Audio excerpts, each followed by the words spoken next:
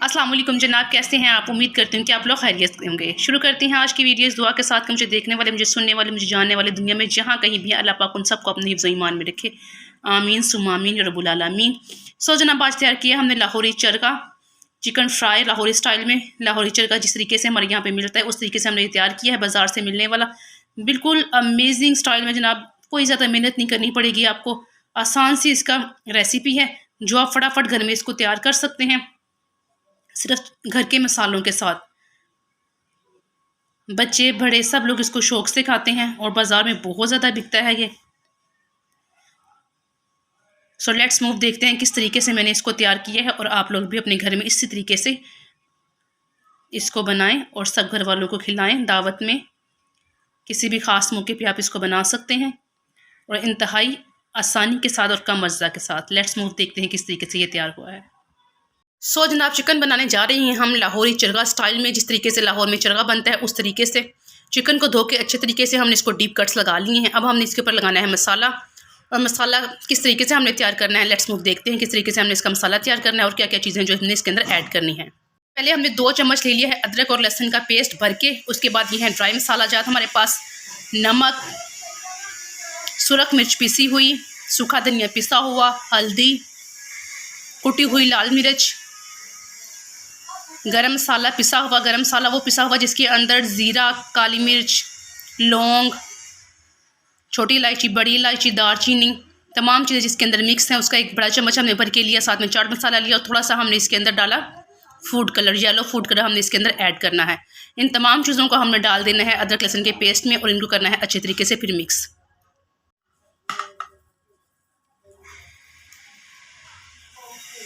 Add करेंगे 2 से 4 चम्मच सिरका, सफ़ेद सिरका, किसी भी कंपनी का आप यूज़ कर सकते हैं।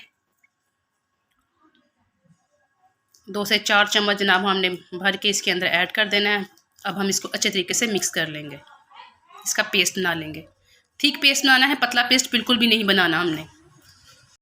थोड़ी सी 1 चम्मच हमने इसके अंदर चिली सॉस है, ये अब मैंने ऐड की चिली सॉस। अब ये डाल के इसके अंदर हम इसको अच्छे से मिक्स करेंगे, थिक सा पेस्ट बनाएंगे।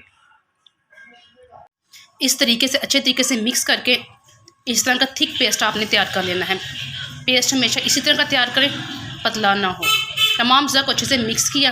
अब स्पून की मदद से या हाथों की मदद से आपने जनाब ये जो डीप कट्स हैं इनके अंदर भी इस मसाले को डालना है, अच्छे से भर देना है इन कट्स के अंदर और ऊपर भी अच्छे तरीके से लगा लेना है। इन कट्स को जितने भी आपके पास पीसीज हैं उनके ऊपर आप अच्छे से लगाएं। आप फुल मुर्ग भी ले सकते हैं, ये मैंने मुर्ग के 2 हिस्से करवाए हैं, मैं 2 पीसेस करवाए हैं एक मुर्गी में से। आप चाहें तो फुल भी ले सकते हैं, कोई मुज़ायका नहीं है। इस तरीके से आपने अंदर भी और इसके ऊपर भी अच्छे तरीके से ये सारा मसाला इसके ऊपर हाथों की मदद से हमने अपने लगा लेना है। तमाम जो पीसेस थे उनके ऊपर मसाला अच्छे तरीके से लग गया है और मैंने हाथों के साथ लगाया है, हाथों पे कट लगे हुए थे जिसकी वजह से अब मसला बना है। तो आप लोग भी अवॉइड करें, हाथों पे ग्लव्स वगैरह चढ़ा के फिर आप लोग ये मसाला इस किस्म में लगाया करें, स्पेशली जिन लोगों के हाथों पे कट्स वगैरह लगे हुए हैं वो इस किस्म का मसाला लगाने से थोड़ा परहेज़ करें। सो जनाब, अब हमने इस मैरिनेशन टाइम, जितना ज़्यादा मैरिनेशन का टाइम होगा उतना ही ज़्यादा इसका टेस्ट होगा, मसाला इसके अंदर अच्छे से रच जाए। कुछ लोग कहते हैं नहीं जी मैरिनेशन के टाइम से फ़र्क नहीं पड़ता, बट फ़र्क पड़ता है और बहुत ज़्यादा फ़र्क पड़ता है टेस्ट में। अब हमने इसको जनाब एक बाउल के अंदर रखना है, उसको करना है प्लास्टिक कवर से रैप और उसके बाद हमने इसके फ्रिज के अंदर इसको मैरिनेशन के लिए रख छोड़ना है। कोशिश तो यही है कि 12 घंटे से ज़्यादा इसका मैरिनेशन टाइम हो। अब देखते हैं कब तक इसको हम मैरिनेट करते हैं, उसके बाद इसको तैयार करते हैं। जो मसाला ट्रे के अंदर बचा था वो भी हमने उठा के इसके ऊपर अच्छे तरीके से लगा दिया है।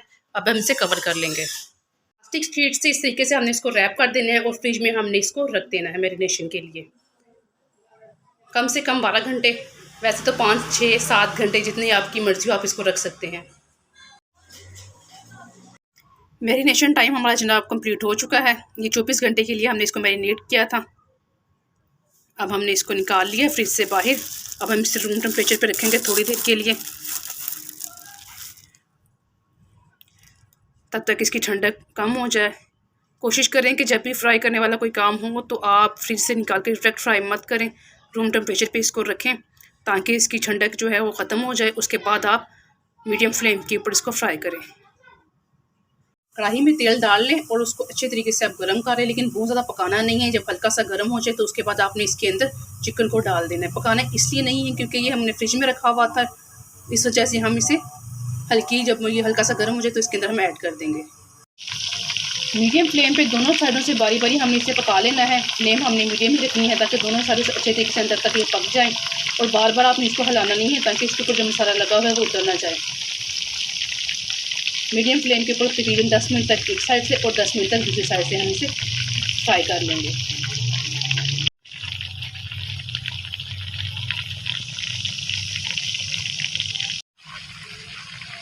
جب ایک سائڈ سے ہو جائے گا تو ہم نے اسے دوسری طرف سے پلٹا دینا ہے.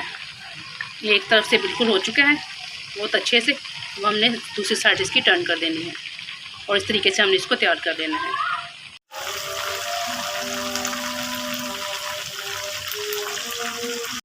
ٹرے میں ٹیشو بچھا لیں اور اس کے اوپر نکال لیں تاکہ ایکسٹرا جو چکنائی ہے وہ ٹیشو کے اندر جذب ہو جائے.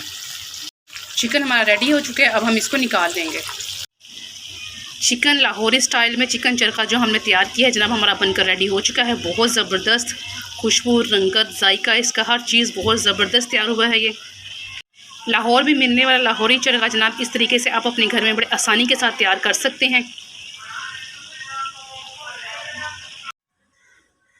بہت زبردست جناب ہمارا یہ چرخہ تیار ہوا ہے، بہت اچھے طریقے سے ٹینڈر ہوا ہے. ذائقہ بھی اس کا بہت زبردست شاندار.